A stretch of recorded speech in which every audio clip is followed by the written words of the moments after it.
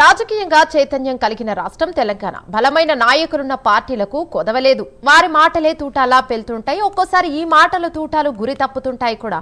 అలా గురి తప్పితే పరిణామాలు ఎలా ఉంటాయో ప్రత్యేకంగా చెప్పనక్కర్లేదు. విమర్శలను రాజకీయ కోణంలో చూసేవారు కొందరైతే వాటిని వ్యక్తిగతంగా పరిగణించేవారు మరికొందరు.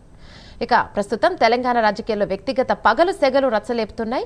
రాజకీయ వైరం స్థానంలో విద్వేషం బుసలు కొడుతోంది. కేంద్ర మంత్రి బండి సంజయ్ వర్సెస్ మాజీ మంత్రి కేటీఆర్ మధ్య ఓ రేంజ్ లో ఇప్పుడు పొలిటికల్ వార్ సాగుతోంది. దీనిపై మరింత సమాచారం మా కరెస్పాండెంట్ చందు అందిస్తారు. రైట్ చందు, మనం చూస్తున్నాం గత కొన్ని రోజులుగా కేటీఆర్ వర్సెస్ బండి సంజయ్ అన్నట్టుగా సాగుతోంది. ఇది సోషల్ మీడియాలో కూడా దీనిపై వివాదాలు చెలరేగుతున్నాయి. అసలు ఏంటి దీని గురించి రగడ? ఏమన్నా రాష్ట్రంలో ఒకవైపు ఎండలు మండుతూ ఉంటే మరోవైపు అటు కేంద్ర మంత్రి బండి సంజయ్ అదేవిధంగా కేటీఆర్ ట్వీట్స్తో పొలిటికల్ మంటలు అయితే రేగుతున్నట్టుగా చాలా స్పష్టంగా కనిపిస్తోంది. ఇప్పటివరకు రాజకీయ వైరం మాత్రమే బండి సంజయ్ కేటీఆర్ మధ్య ఉంది. కానీ ఇప్పుడు వ్యక్తిగత ద్వేషం పగలతో రగిలిపోతున్నట్టుగా చాలా స్పష్టంగా అర్థమవుతుంది. ముఖ్యంగా చూసినట్లయితే కరీంనగర్ జిల్లాలో పిఎంజే జ్యువెలర్స్లో దొంగలు పడ్డారు, దొంగలకు దోపిడీ చేశారు.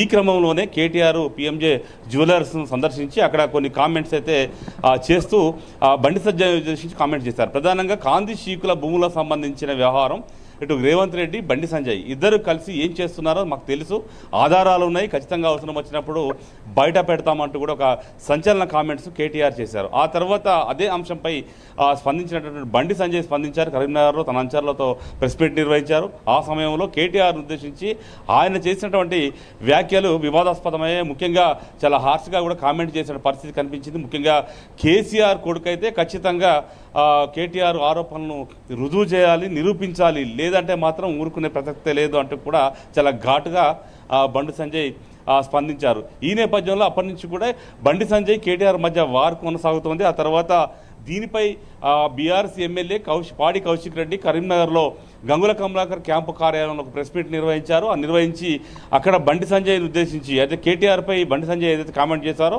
దానిపై స్పందిస్తూ పాడి కౌశిక్ రెడ్డి కూడా తీవ్రమైన కామెంట్స్ కూడా బండి సంజయ్పై చేసిన పరిస్థితి కనిపించింది. బండి సంజయ్ని ఉద్దేశించి వ్యక్తిగతంగా టార్గెట్ చేస్తూ పాడి కౌశిక్ రెడ్డి కూడా స్పందించారు. దీంతో బండి సంజయ్ సంబంధించిన అంచనాలంతా కూడా గంగుల కమలాకర్ క్యాంపు కార్యాలయంపై దాడి చేశారు. దాడిలో ఫర్నిచర్ ధ్వంసమయ్యి అదేవిధంగా పాడి కౌశిక్ రెడ్డి కారు ధ్వంసమైంది. ఇక అప్పటి నుంచి కూడా ఈ వివాదం ముదిరి చిలికి గాలివానగా మారినట్టు ఈ వివాదం అంతా కూడా ముదిరిపోయింది. ఈ క్రమంలోనే బండి సంజయ్ కుమారుడు బండి భగీరథ సంబంధించిన అంశం తెరపైకి వచ్చింది. దీంతో ఇంకా బీఆర్ఎస్ శ్రేణులు రెచ్చిపోయారు. ముఖ్యంగా కేటీఆర్ కూడా దీనిపై వెంటనే స్పందించారు. ఎందుకంటే ఏదైనా పార్టీ మధ్య వివాదం చెలరేగినప్పుడు ఖచ్చితంగా అవకాశం దొరికితే ఏ పార్టీ వదిలిపెట్టదో అదే తీరుగా కేంద్ర మంత్రి బండి సంజయ్ కుమారుడిపై వచ్చిన ఆరోపణల నేపథ్యంలో బీఆర్ఎస్ పార్టీ ఒక్కసారిగా చెలరేగిపోయింది. దీంతో పాటు వెంటనే దీనిపై కేటీఆర్ కూడా స్పందించారు. ప్రధానంగా మన దేశ చరిత్రలో ఒక కేంద్ర హోంమంత్రి కుమారుడు పరారీలో ఉండడం ఇదే మొదటిసారా, బేటీ బచావో అంటూ కూడా ఒక ట్వీట్ అయితే చేశారు. మళ్ళీ ఈ రోజు కూడా ఆయన ట్వీట్ చేశారు. అసలు నినాదం బేటీ బచావో బేటీ పడావో, కానీ తాజాగా బేటీ బగావో బేటీ బచావో బీజేపీ కాంగ్రెస్ రెండు బాగా పనిచేశాయి అంటూ కూడా అటు కేటీఆర్ తన ఎక్స్ వేదికగా స్పందిస్తూ వస్తున్నారు. అదేవిధంగా కేంద్ర మంత్రి బండి సంజయ్ని కూడా టార్గెట్ చేస్తూ వస్తున్న పరిస్థితి కనిపిస్తుంది. దీంతో పాటు బీఆర్ఎస్ పార్టీ కూడా ఒక పిలుపుచ్చింది. కేంద్ర మంత్రి బండి సంజయ్కి వ్యతిరేకంగా ప్రతి ఒక్క ఆందోళన చేయాలని చెప్పింది. ఈ నేపథ్యంలోనే బీఆర్ఎస్ పార్టీకి సంబంధించినటువంటి విద్యార్థి విభాగం నేతలు డీజీపీ ఆఫీసును ముట్టడించారు. డీజీపీ ఆఫీసును ధర్నా చేశారు. ఖచ్చితంగా కేంద్ర మంత్రి బండి సంజయ్ కుమారుడిపై చర్యలు తీసుకోవాలి, ఖచ్చితంగా బండి సంజయ్ బర్తరఫ్ చేయాలని డిమాండ్ మొదలుపెట్టారు. అదేవిధంగా బీఆర్ఎస్ పార్టీ మహిళా నేతలు ఏకంగా మహిళా కమిషన్ కలిసి అక్కడ వినతిపత్రం ఇచ్చారు. ఈ రోజు కూడా తాజాగా బీఆర్ఎస్ మహిళా నేతలు ఈ బాలల హక్కుల రక్షణ కమిషన్ సంబంధించినటువంటి సీతా దయాకర్ రెడ్డికి కూడా వెళ్ళి వాళ్ళు వినతి పత్రాలు ఇచ్చి ఖచ్చితంగా బండి భగీరథపై చర్యలు తీసుకోవాలి, కేసులు నమోదు చేయాలి, ఖచ్చితంగా అరెస్ట్ చేయాలి, అదేవిధంగా కేంద్ర మంత్రి బండి సంజయ్ని బర్తరఫ్ చేయాలని ఒక నినాదాన్ని ఇటు బీఆర్ఎస్ నేతలు కూడా ఎత్తుకున్నారు. అదేవిధంగా బీఆర్ఎస్ పార్టీ నేతలంతా అటు దాసోహ శ్రవణ్ కావచ్చు, అటు ఆర్ఎస్ ప్రవీణ్ కుమార్ లాంటి నేతలంతా కూడా ఇదే అంశంపై బండి సంజయ్ని కూడా టార్గెట్ చేసిన పరిస్థితి అయితే కనిపిస్తూ ఉంది.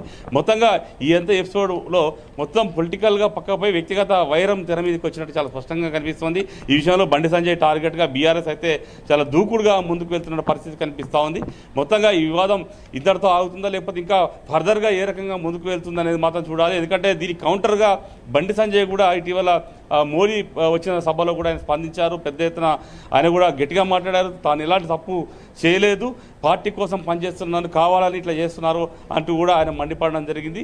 మొత్తంగా చూసినట్టయితే ఈ వివాదం అయితే ఇప్పట్లో పోయేటట్టు కనిపించడం లేదు. ఎందుకంటే ఈ వివాదం ఇంకా కొనసాగేటువంటి పరిస్థితి అయితే కనిపిస్తోంది. ఎందుకంటే ఒకవైపు రాష్ట్ర ప్రభుత్వం కూడా స్పందించింది.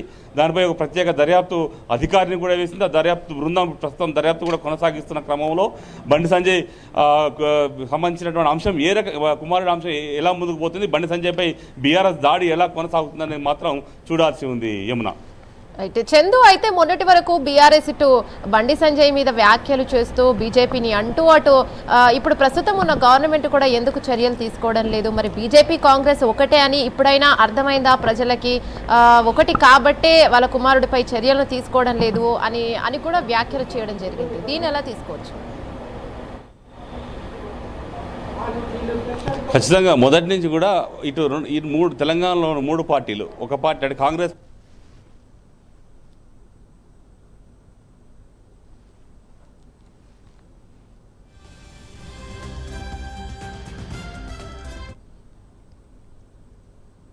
అయితే అటు కాంగ్రెస్ పార్టీ అదే ముఖ్యమంత్రి రేవంత్ రెడ్డికి బండి సంజయ్కి మధ్య సంబంధాలని మంచి మిత్రత్వం ఉంది.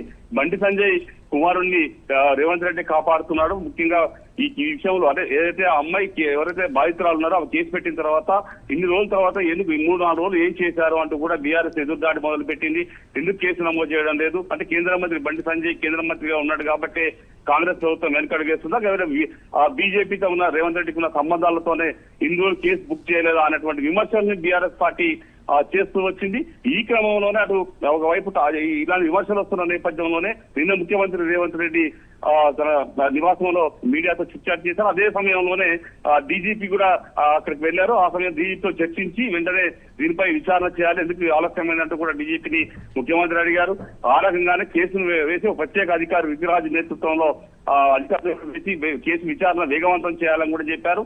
ఈ నేపథ్యంలో ఈ రోజు కూడా విచారణ ప్రస్తుతం కొనసాగుతా ఉంది. మరోవైపు బండి సంజయ్ కూడా కుమారుడు కోర్టును కూడా ఆశ్రయించాడు. ఈ నేపథ్యంలో పొలిటికల్ గా అంటే ఈ 3 పార్టీల మధ్య ఎవరికి వారు మాత్రం విమర్శల దాడి అయితే పెంచేశారు. Yamuna right, thank you Chandu. రాజకీయాల్లో